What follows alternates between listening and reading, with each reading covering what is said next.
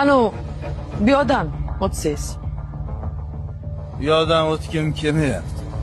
Marhamat qilib, bu yoqdan o'tsangiz. Marhamat qilgim kelmayotgan bo'lsa-chi? Unda bu yoqqa o'ta olmaysiz.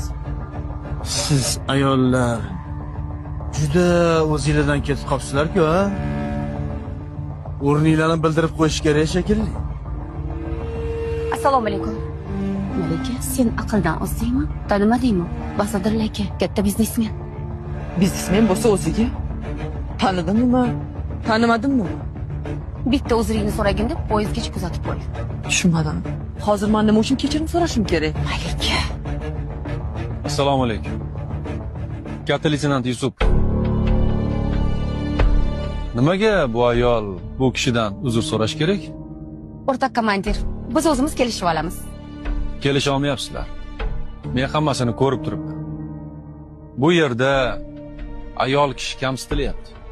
Unda bilib ishini qilsin. Bu yerda hamma bilib o'z ishini qilyapti.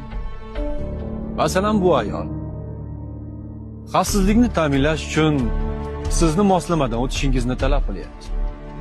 Siz ham o'z ishingizni qilyapsiz. Ya'ni qo'rqoqlik. Siz ham o'z ishingizni qilyapsiz. Ya'ni oliftagarchilik. Ey. Katta leytenant. Kim edi?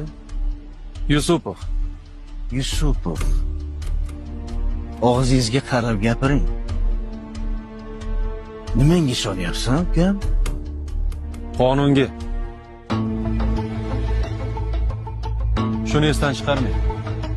O'zbekiston Respublikasi fuqarolari irqidan, millatidan, tilidan, ijtimoiy kelib chiqishidan va jinsidan qat'iy nazar qonun oldida teng huquqlidirlar.